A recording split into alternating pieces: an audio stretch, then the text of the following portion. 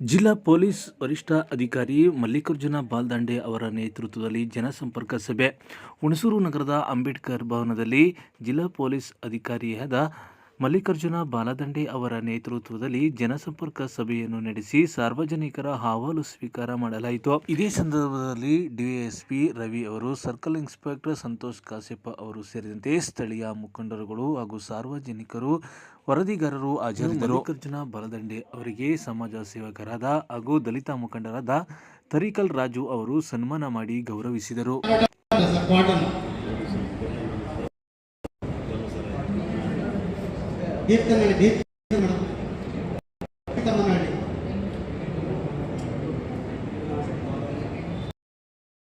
ಅದ ಕೇಸ್ ಒಂದ್ ಮಾಡಿದೀವಿ, ಬಟ್ ನಮಗೆ ಮಾಹಿತಿ ಕೊಡಿ, ಎಲ್ಲೆಲ್ಲಿ ಮಾರಾಟ ಮಾಡ್ತಾರ? ಹಂಗ ಅಂಗಡಿಯಲ್ಲಿ ಏನಾದ್ರು ಮಾರಾಟ ಮಾಡ್ತಾ ಇದಾರ? ಕದ್ದು ಮುಚ್ಚಿ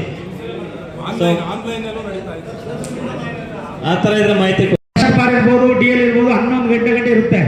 ನೀವು ಅದನ್ನ ಒಂಚೂರು ನೋಡ್ಬೇಕು ಸರ್. ನನ್ನದೊಂದು ಮನವಿ ನಿಮ್ಗೆ, ದಯವಿಟ್ಟು ಈ ಬಾರ್ದೊಂದು ಕಂಟ್ರೋಲ್ ಮಾಡಿ ಸರ್. ಇದನ್ನ ಹಳ್ಳಿಯವರು ಹೇಳಿದ್ರು, ನಮ್ಮ ಗ್ರಾಮಸ್ಥರುಗಳು ಹೇಳಿದ್ರು, ಹಳ್ಳಿಯವರು ಕೆಲವು ಒಂದು ರೂಲ್ಸ್ ಇದೆ ಸರ್. ಒಬ್ಬರಿಗೆ 5 ಲೀಟರ್ 4 ಲೀಟರ್ ಕೊಡ್ಬೇಕು ಅಂತ ಒಂದು ಅಬಕಾರಿಯಿಂದ ರೆಫರ್ ಇದೆ.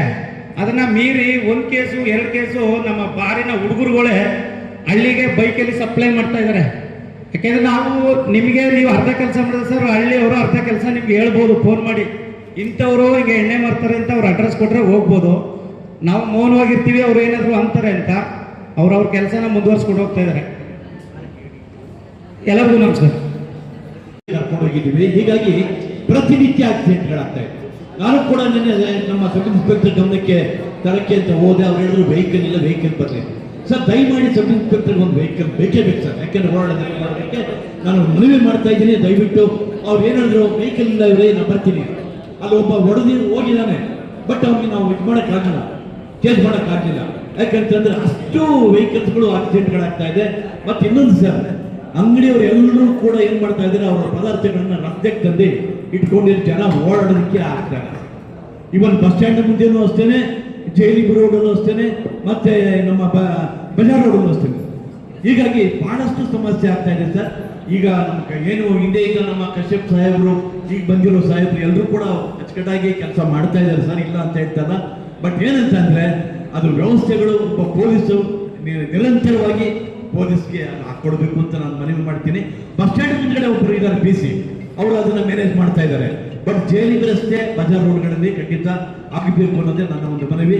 ಮತ್ತೆ ನಮ್ಮ ಸಬ್ ಇನ್ಸ್ಪೆಕ್ಟರ್ ಸಾಹೇಬ್ರಿಗೆ ಒಂದು ವೆಹಿಕಲ್ ಅಂತ ಖಂಡಿತ ಸಲಹೆ ಇಲ್ಲ ಅಂತಂದ್ರೆ ಕೇಸ್ಗಳು ಕೌಂಟರ್ ಕೇಸ್ಗಳು ಜಾಸ್ತಿ ಆಗ್ತದೆ. ನಿಮ್ ಕಡೆಗೆ ಅದು ಅಸಾಧ್ಯ ಉಂಟಾಗುವ ಮತ್ತೊಂದು ನಮ್ದು ಅಸ್ಪೃಶ್ಯತೆ ಕಾನೂನು ಮತ್ತೆ ನಮ್ಮ ಇತರೆ ಸಮುದಾಯಗಳ ಸಹಕಾರದಿಂದ ಕಡಿಮೆ ಆಗ್ತಾ ಇದೆ. ಕೆಲವು ಕಡೆ ಇದು ಕೂಡ ಸ್ಪರ್ಶತೆ ಇದೆ, ಅದು ಕೌಶಿಕವಾಗಿದೆ ಮತ್ತು ಅಕೌಶಿಕವಾಗಿದೆ, ಕಮ್ಮಿ ಇದೆ. ಆದ್ರೂ ಕೆಲವು ಕಡೆ ಇದೆ. ನಮ್ಮ ಹುಣಸೂರಿನಲ್ಲಿ ಇತ್ತೀಚೆಗೆ ಮೊನ್ನೆ ನಾವು DVSP ಅನ್ನು ಕರೆದಿದ್ದು, ಇನ್ಸ್ಪೆಕ್ಟರ್ ಕೃಷ್ಣಪ್ಪ ಅನ್ನು ಕರೆದಿದ್ದು. ಅವರು ನಿಮ್ಮಿಂಡಿದ್ರು ಬ್ರಾಹ್ಮಣ ಸಮಾಜದ ಒಂದು ಹಿರಿಯವರನ್ನೇ ದಲಿತ ಸಮಾಜವನ್ನ ಕರೆದು ಆ ದೇವಸ್ಥಾನಕ್ಕೆ ಪ್ರವೇಶವನ್ನು ಕೊಟ್ಟು ನಮ್ಮ ಕೈಯಲ್ಲಿ ದಲಿತ ಸಮಾಜದ ಮುಖಂಡರ